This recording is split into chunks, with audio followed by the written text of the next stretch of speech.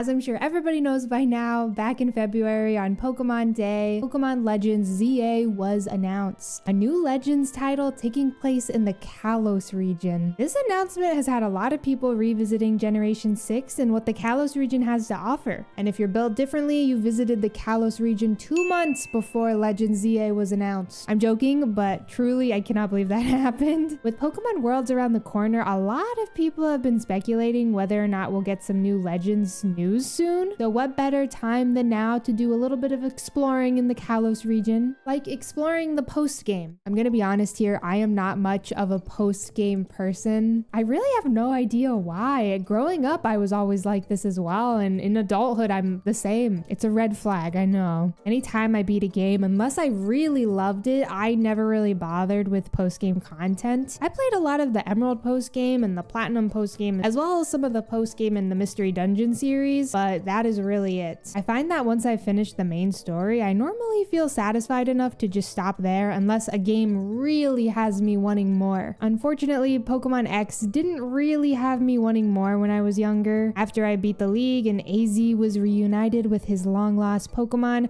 I shut my 3DS and didn't really touch the game again. So this past month, I booted up my file and decided to tackle all that the Kalos region had to offer after you beat the Pokemon League and become the champion. There's a good amount of fun stuff that becomes available to you in the post-game, but I had my sights set on one main task: get inside that stupid boutique.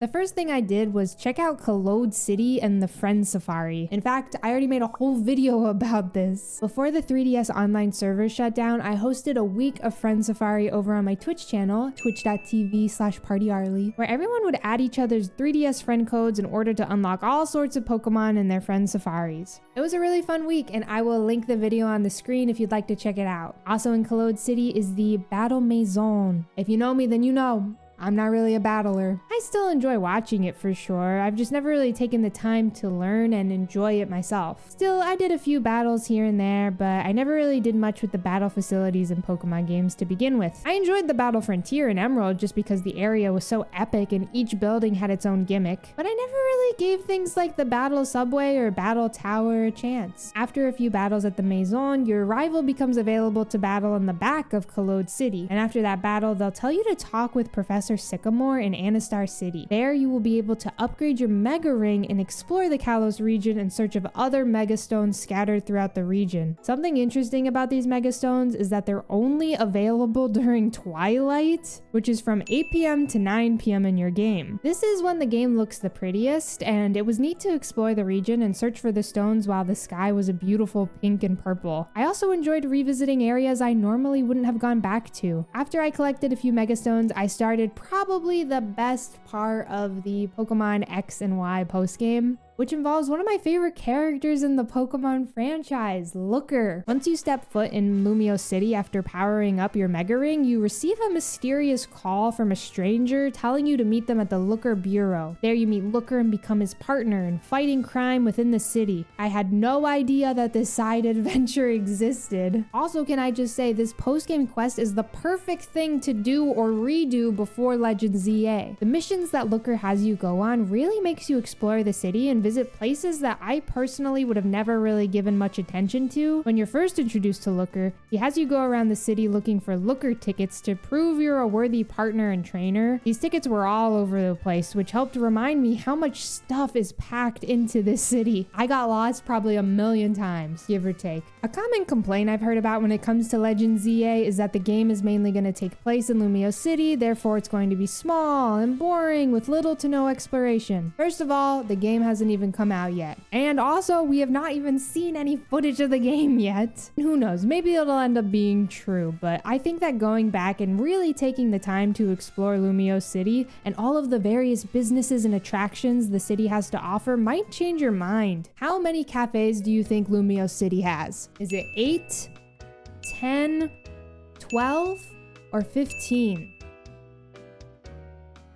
It's 15 Cafe! Use this video as an excuse to get lost in Lumiose. It is crazy how much stuff is in the city. Not to mention my enemy, Boutique Couture. I'll be back for you. After you find all of the Looker tickets scattered across the city, Looker takes you in to investigate trouble in the back alleys of the city. I had no idea that these back alleys even existed before I started this. I totally overlooked them. In one of the back alleys, we meet Emma, a young homeless girl who was born in Lumiose, and Mimi, a cute little Esper who has befriended Emma. I'm not willing to disclose how long it took me to chase down Mimi in the back alleys. It's just not something I'm interested in sharing. We learned that they aren't really causing any trouble in the alleys. They just have no other place to go, and Looker offers Emma and Mimi a place to stay inside the bureau. A tourist then rushes into the bureau speaking a different language, which Looker misunderstands. Thinking that the tourist wants tea, he rushes out of the building to go get her some, but the reality is her Pokemon was just stolen from her at the Lumiose station, and she needs help getting it back, and that's why she's at the bureau. I looked up online what the tourist says since I can't read Japanese, and she is just stressed out about her missing Pokemon. I found this neat website that I'm going to link down in the description. The website says, quote, apparently the Japanese version and every other non-English version has this woman speaking in English, end quote. I thought that was really interesting. So if you'd like to read what she says in English, there are screenshots of it on that website. It's linked down in the description. It's really cool. After heading to the Lumiose station, you have a run-in with the Lumiose gang, where you battle the gang members and learn that the gang was friends with Emma. They viewed her as a leader despite her not really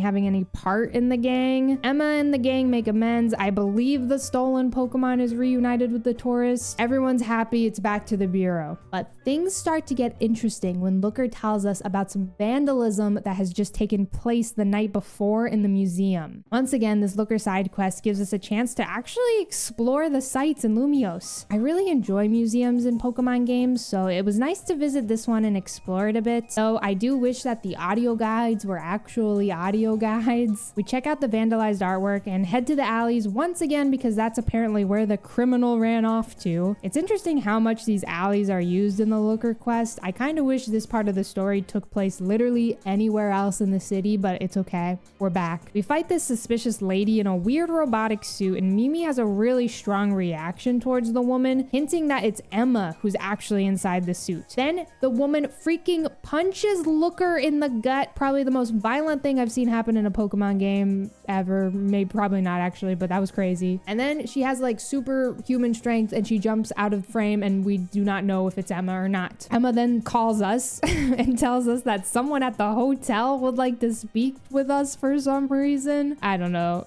I don't know. We meet up with Elite 4 member Malva. I totally forgot about her. I also forgot that she was a member of Team Flare, despite the fact that she looks like a member of Team Flare. After battling her in the hotel, she tells us we need to find Xerosic, which turns out to be the man Looker is hunting for and the reason why he is in Kalos in the first place. We then get to head back to Lysander Labs, which is really cool. We get to see a brand new floor in the lab. It's nothing special. It's literally just full of filler trainers, but it was pretty neat to be back there. Here in the lab, we are reunited with Xerosic, who has created this expansion suit, and he uses this suit to overpower people and steal Pokemon. Truly, what an insane thing to be working on. What happened to hobbies? Emma has been inside the suit, and once inside it, she becomes unconscious, remembering nothing that happens while inside. Emma took this job on of being like a test subject for Xerosic in order to make some money to help pay Looker for housing and food, which honestly is pretty sweet. You then battle Emma in the expansion suit 4 times, and after the 4th battle, Emma frees herself from the suit. Xerosic becomes so overwhelmed that his invention failed to overtake Emma's mind, and then he's literally just like,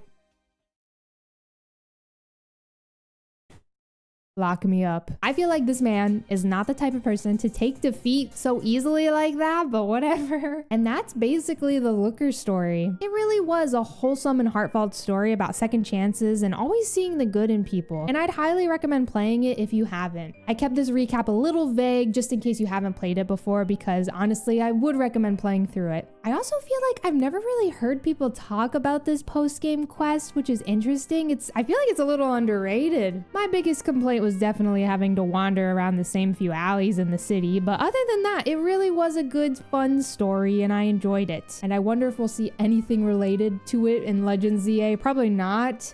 But I don't know, maybe. I do think it's a little bit silly that this post-game quest is essentially locked behind a battle at the Battle Maison. You never get your Mega Ring upgraded until after you battle at the Maison and then battle your rival. Without all of that, the Looker quest never activates and is probably why I never played it when I was younger. After I finished up the Looker quest, I went on to catch a few legendary Pokemon that were not available after becoming champion. I'm going to be honest, I ignored the Kanto legendary birds. I'm sorry, I'm just not interested in catching them again.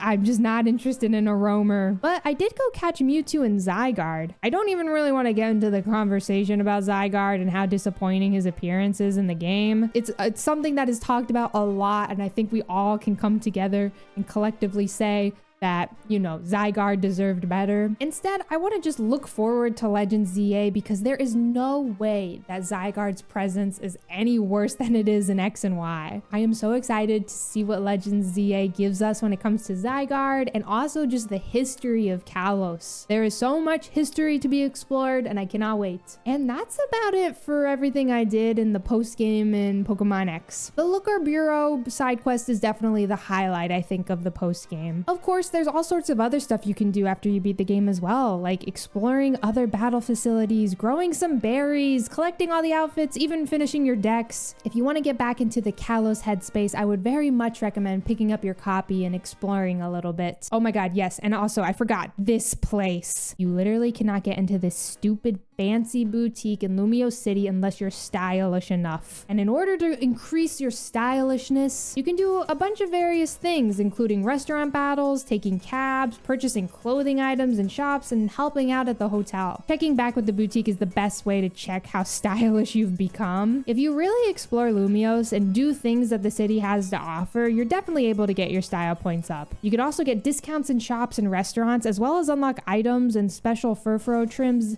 the more stylish you become. And after all the Looker Bureau and post-game stuff that I did, I decided to see, was I finally stylish enough? Oh my god! I'm satisfied. This is what I wanted done. I've completed the post game. A $200,000 purse in this economy? I've never been in here before. Hello, thank you so much for watching this video. Sorry for the lack of uploads. A lot of projects that I've been working on have been shiny hunts and I have yet to find anything under odds, so it's been really tough. I do have a video coming out in 2 weeks that I'm super excited about. It's been a 3 to 4 month project, so yeah. Thank you so much for your patience. I also have another video coming out early September that involves a lot of duck Pokemon, so that'll be fun too. Thank you for watching and I'll see you in the next one.